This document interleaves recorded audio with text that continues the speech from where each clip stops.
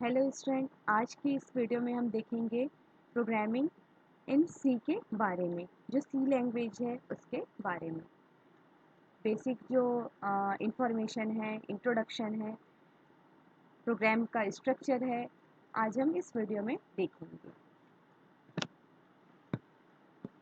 चलिए स्टार्ट करते हैं सी के बारे में पढ़ना।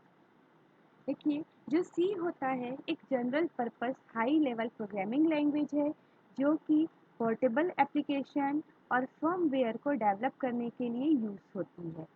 इसे बेसिकली सिस्टम सॉफ्टवेयर और ऑपरेटिंग सिस्टम को डेवलप करने के लिए डिज़ाइन किया गया है।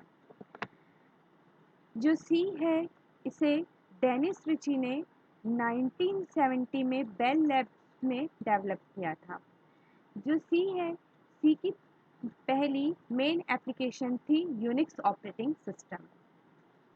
सी के मेन फीचर्स में low level access to memory, simple set of keyword, ये सब आते हैं। ये जो फीचर्स हैं, इसी के कारण सी जो लैंग्वेज है वो ऑपरेटिंग सिस्टम डेवलप करने के लिए एक सुटेबल लैंग्वेज है। सी के बाद बहुत सारी लैंग्वेज जो हैं डेवलप की गई। ये जो लैंग्वेज है वो सी लैंग्वेज के सिंटैक्स को ही फॉलो करती है, जैसे कि PHP, जावा, जावास्क्रिप्ट आदि। सी यूज़ होने का सबसे ज़्यादा अगर हम रीज़न देखें तो ये है कि ये आसानी से समझ में आने वाला लैंग्वेज है।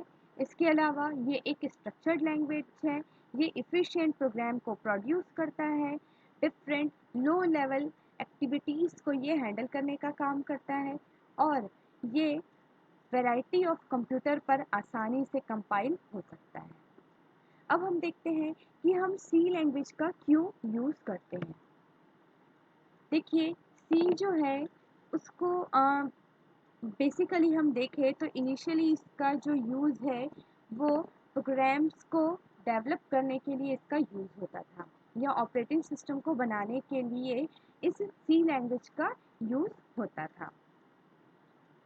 इसके अलावा अगर हम देखें तो जो सी लैंग्वेज है ये operating system, language compiler, assembler, text editors, जो डेटाबेसेस हैं, लैंग्वेज इंटरप्रेटर्स हैं, यूटिलिटीज़ हैं, इन सारी चीज़ों में इसके जो कोड्स होते हैं वो प्रोसेस हो जाते हैं। इसीलिए हम सी लैंग्वेज को यूज़ करते हैं आसानी से। फिर है आपका सी का प्रोग्राम फाइल, मतलब जो हम प्रोग्राम फाइल सी में बनाते हैं वो किस तरीके का होता है। देखिए, जब हम सी एडिटर पे किसी प्रोग्राम फाइल को बनाते हैं तो जब हम फाइल को सेव करते हैं तो उसका जो एक्सटेंशंस होते हैं वो डॉट सी होता है। जैसे आपको स्क्रीन पे दिख रहा होगा, हम हेलो डॉट सी लिखे हैं, तो जो हेलो है वो आपकी फाइल का नेम है और डॉट सी है वो सी प्रोग्राम का एक्सटेंशन है। फिर है सी कंपाइलर। अब सी कंपाइलर क्या होते हैं? जो सी कंपाइलर होते हैं वो कोई सी के लिए कोई सिंगल कंपाइलर नहीं होता। डिफरेंट ऑर्गेनाइजेशन ने सी के लिए डिफरेंट कंपाइलर्स लिखे हुए हैं जिस पे हम क्या कर सकते हैं, सी को कंपाइल कर सकते हैं।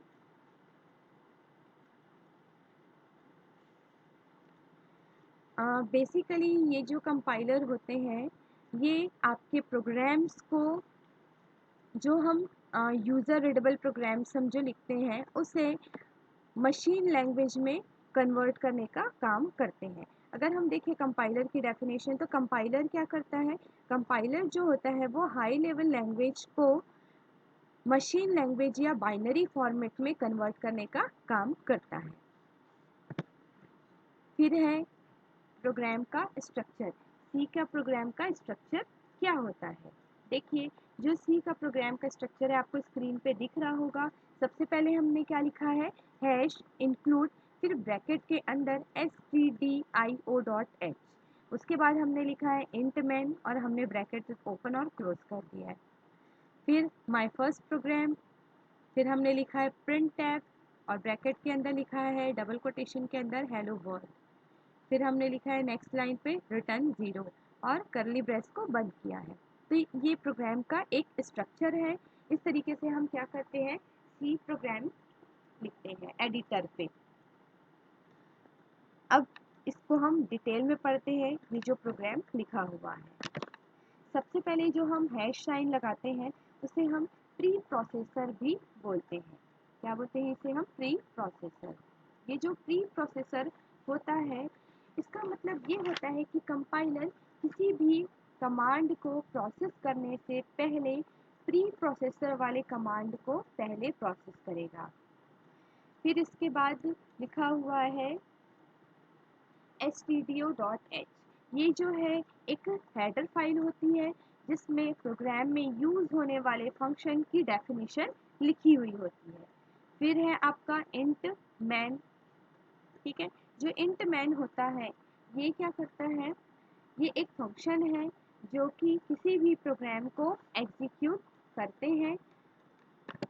तो ऑपरेटिंग सिस्टम उस प्रोग्राम के कोड में हमेशा मेन फंक्शन को सर्च करता है और फिर यहीं से ही आपके प्रोग्राम का एग्जीक्यूशन स्टार्ट होता है।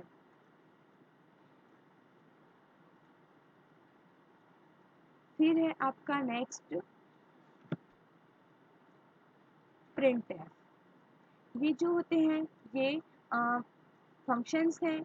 ये क्या करते हैं, प्रिंटफ फंक्शंस जो होते हैं वो स्क्रीन पर आपने जो इनपुट दिया है या आउटपुट दिया है उसको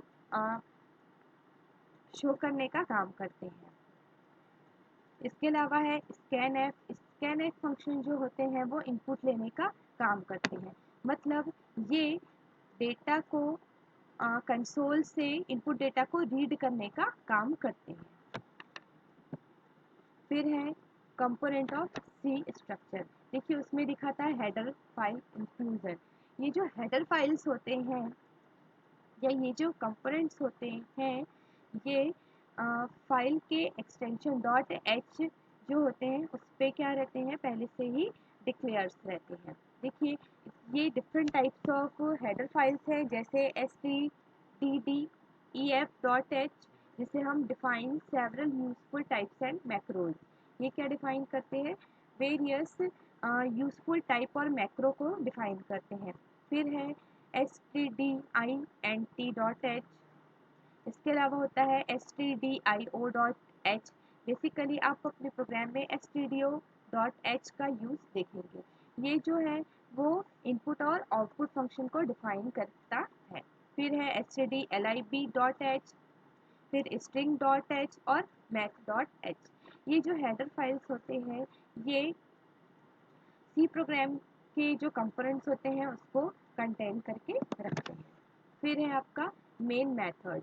मेन मेथड हमने जैसे बताया था कि मेन जो फंक्शन है वो क्या करके रखता है, मेन फंक्शन को स्टोर करके रखता है। इंट मैन हमने लिखा है तो इस सिंटैक्स में ये जो मेन मेथड है वो इंटीजर वैल्यू को रिटर्न करने का काम करेगा। फिर है वेरिएबल डिक्लेरेशन। जब हम मेन फंक्शन लिखते हैं फिर कर्ली ब्रेस हम देते हैं और इस कर्ली ब्रेस के अंदर हम लिखते हैं वेरिएबल को हम डिक्लेयर करते हैं।